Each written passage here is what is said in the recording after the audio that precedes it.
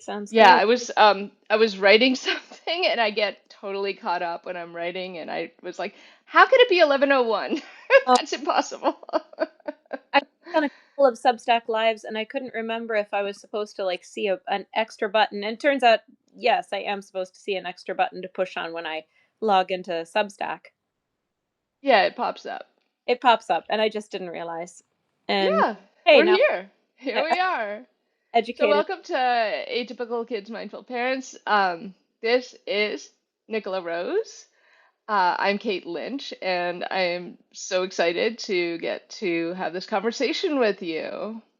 Yeah, me too. Yeah. Um, Talk to me about synesthesia and like why Well, you landed on this. Let's yeah, get right into it. Like, what is it? Why, like how did you decide to um, make a film about this topic?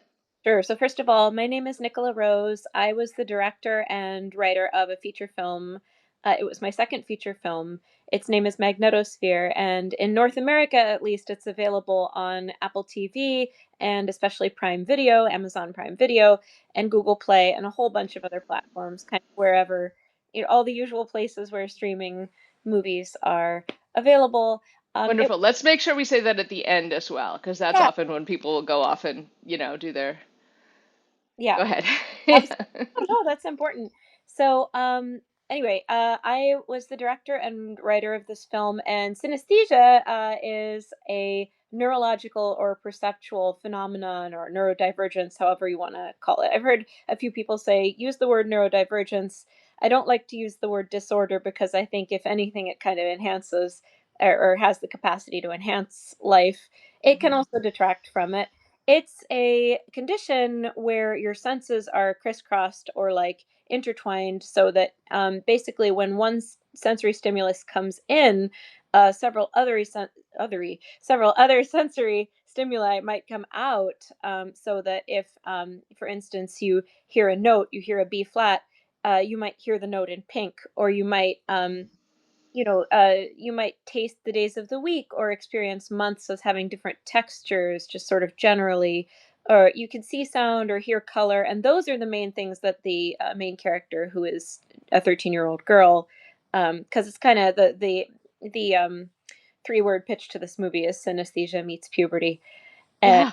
uh, people always say, "Well, why do you want to write about, a 13-year-old girl?" I'm like, because a 37-year-old girl, which is what I am, is just not that interesting in comparison. It's like your feelings aren't as big, your life isn't as nothing is happening for the first time. 13, everything's happening for the first time. It's all confusing. It's all uh, bigger than everything you've ever dealt with, and to you, everything is the biggest and most important thing that's ever happened. So, it deals with girlhood, deals with becoming an adult, or not very much, but she goes from 13 to 14 anyway. So it deals with just that much of adolescence, and she has to learn to become comfortable with herself, which is something that, I think, if we're honest with ourselves, probably everybody is still struggling with.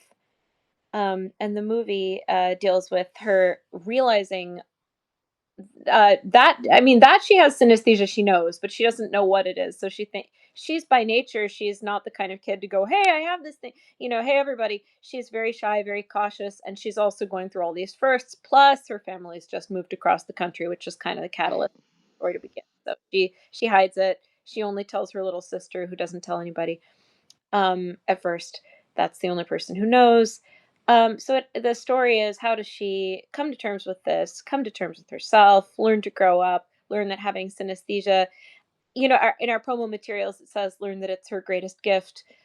I don't know if it's her greatest gift, but it is something that allows her to experience the world in a heightened and specific individual way that other people don't necessarily experience it. And that's something, you know, perception and qualia and how we all, experience different things. That's something that has fascinated me kind of my whole life. And I don't know if I answered your question. I think basically you asked me to introduce myself. Was that it?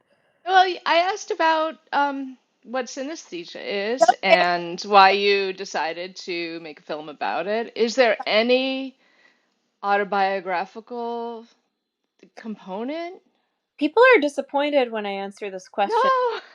I think it's Not fine. not really. This was a Mhm. research project. This was a Oh, great. long-term, intensive, couple of years research project. Hmm. Um, there was a sort of retroactive autobiographical element, not too much, but I have said this so many times in interviews. There was one guy, people with synesthesia are called synesthetes, and one synesthete that I was interviewing who said something about music and colors, music producing colors for him, and it triggered a memory. And I was like, oh, because when I was little, like 5 years old, I did have that. I did have that kind of. I don't know if it's chromesthesia exactly, but it's like the stimulus is music or sound, and then you end up seeing like I mean, they're not there, but there are like these in my cases, it was squiggles and bars that would jump around and Ooh, yeah. the I mean, it definitely triggered in me memories of in childhood. And I think there was a mention at some point in the movie that we all have some form of this and that it goes away. But definitely, uh, I had colors associated with days of the week, numbers, everything. And I knew exactly which color each of those was. It was very clear to me. probably synesthesia. I mean, sometimes it can be a suggested thing where like you have a red folder for math and a green folder for science. Yeah, it wasn't that because it was always like, no, that's wrong. You know, like I knew, and it was very early, and it went on a long time. I mean, it definitely felt like an internal thing, but Yeah, yeah, I mean, association would make sense for sure. Um, but it went away. yeah, It's not something that followed me into puberty, and I thought that was the cool thing is like um, that yeah, that meets puberty is exactly, what makes it harder because suddenly we don't want to be unique. We want to fit in. And as much as, with my son, we um, talked a lot about like self-advocacy and pride in being neurodivergent. Um, as soon as middle school rolled around, it was so much harder to just to feel different.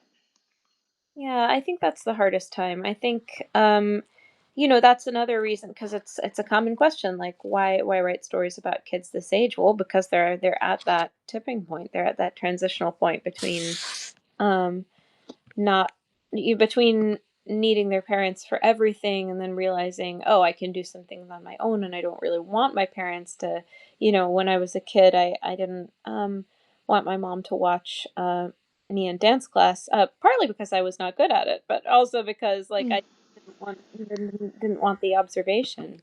Mm-hmm. Um, when it was a performance, then no problem.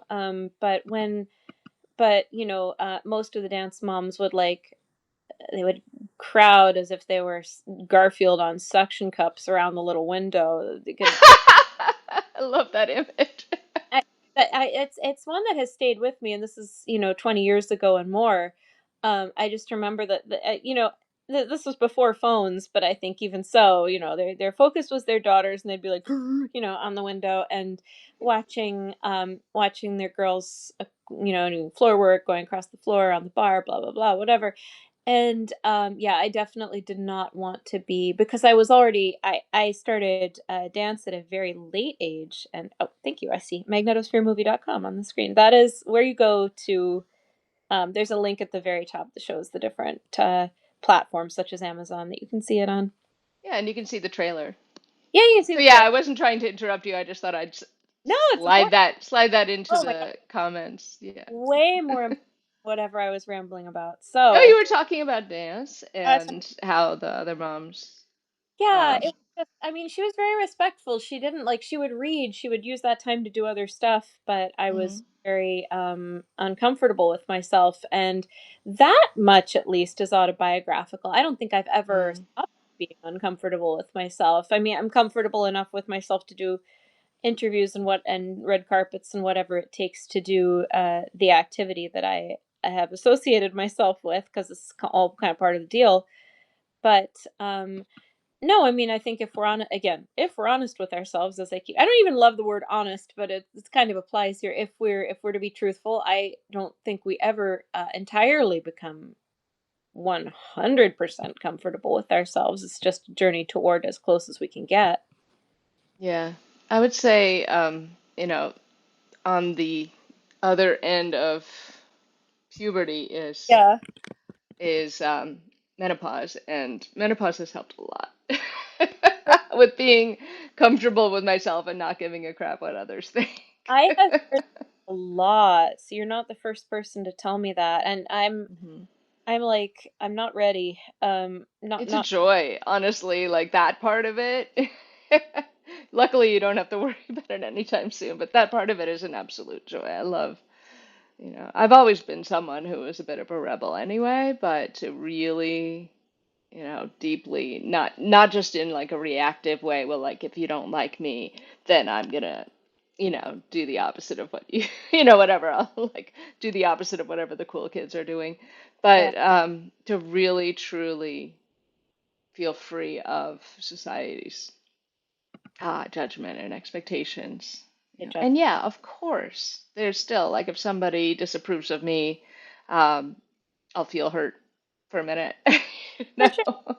Yeah. Oh, But it's not this constant grind that I had 20s, 30s, teens, 20s, 30s, 40s even. Yeah. no, I think there are people who Yeah. I think there are people who are lucky. Unlike the main character, Mm, they're never uncomfortable in their own skin. They're just like mm, sort of wired to be comfortable with themselves. And yeah, this movie, came out of a desire to I was setting myself a visual challenge, auditory challenge of sorts. This is like, mm, how do I, excuse me, depict synesthesia on screen, and can I do this, and also within budgetary constraints and so forth. All these things you have to consider, mm, but also I did want to capture that feeling of not entirely ever being comfortable with yourself, and ultimately it's the kind of story where she does have to, I don't think this counts as a spoiler. It's the kind of story where she does have to end up being, to a degree, comfortable with herself to, mm, to tie up the story. um but not everything ties up with a bow on it. It doesn't always end up that, oh, you're going to be fine no matter what, always. And I think it was mm, possible to, to take that message away. I think the message to take away is to be kind to people, and that every single person probably perceives the world a little bit differently. That I work with, because I work as a language teacher in my mm. necessary day job, because I make independent film. Hello, I have a day job. Yeah. Um, so one thing that I run into a lot in that is students who have an ingrained belief that English is the first language. English is the central language. Everything goes back Hmm. to English. It's like if The norm. English is the norm, that everything else must translate to. And of course that's not right, because other languages, they may, and they often do, they have equivalents, but they're not translations of English. They're not. French isn't. I teach French, so French is not a translation of English. It's not. It isn't English. It's like somebody will say, "But that doesn't say I'm cold. That says I have cold. Why is it wrong?" And you're like, "It's not. It's something that you talk about possessing, having in French is something you talk about being in English, but to Mhm. but said I am cold in French would be weird, because it's like, you're not cold. You're a human being. You're many things, but you're Yeah. not. You are It's not. a false equivalency, and I think a lot of times we do want to take things back, especially in our culture, to this norm, this Right. typical, and that's what inclusion's all about, right? It Seeing is. the And I think it goes back to that idea that the way we see things, the one and only way that we ourselves see things, must be the norm. And if somebody deviates from that, if somebody deviates from us behaviorally, if somebody deviates from us in some way, that Mhm. they must be wrong and different, and something's off. And So yeah, just to go ahead. stop and go in a different direction because I want to wrap. I want to wrap it up, but I do want to ask you two more questions. Um, who is the core audience for this film? Um, on paper, it's families with it's teenagers and it's families with like tweens and older children. Hmm. It's not just tweens; it can go younger. It really can. There's some Yeah. mileage if if people are gonna. I don't want to say clutch their pearls. That sounds mean, but if people are worried about a couple of S words, S as in Sam, that is as pretty much bad as it's gonna get. Um, It's pretty mild. I think it would be fine for younger kids. Yeah. I've heard it 7 and up enjoying Hmm. of, I'm not too worried about that. It's obviously the parents' call. I don't think it's a children's movie any more than I think Matilda is really a children's movie. I think it's a movie for uh any or SpongeBob is a children's television show. I think yes, it's marketed this way, but it's there's a lot there that is there for older people and that is there for older people to recognize from a different perspective and say, "Oh yeah, I was that." It doesn't have to be limited to like, "Oh, I am that person right now." Yeah, that makes And sense. was So families, and yeah, oddly. yeah, I think it's like if we're gonna get to the core niche, right, of the for the movie is families, and that's what that's who my audience is parents of neurodivergent kids. So um, I I think that's a great place to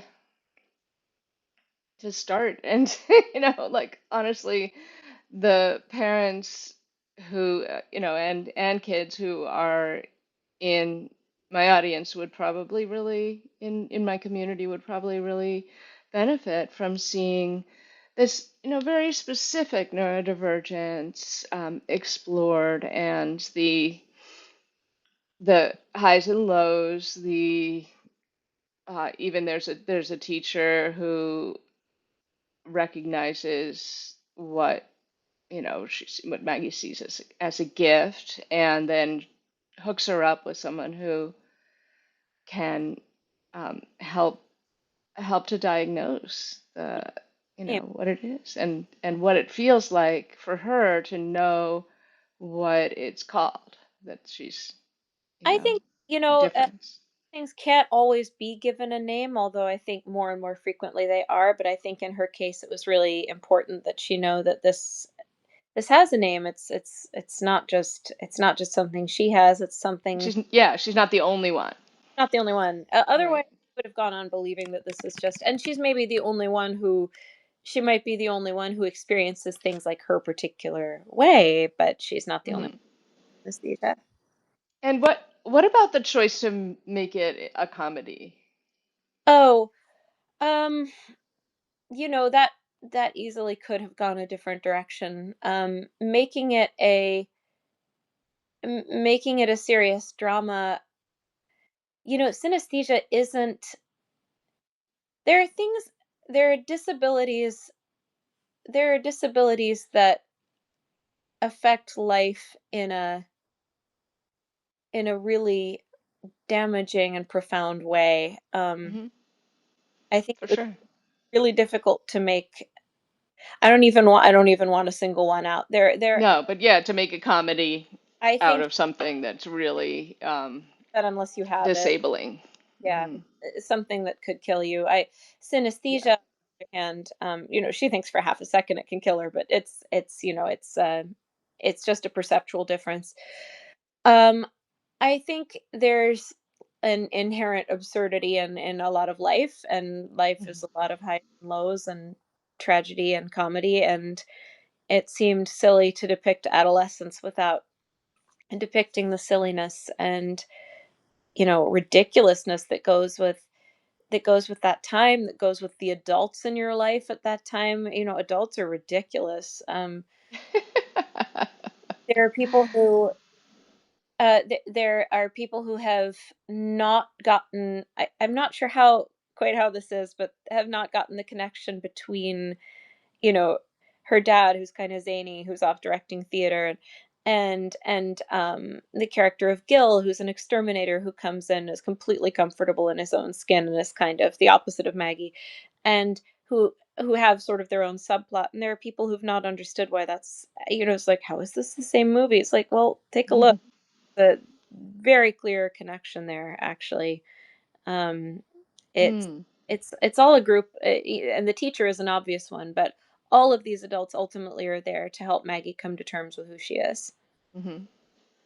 And there's even a love interest. So, Okay. yeah.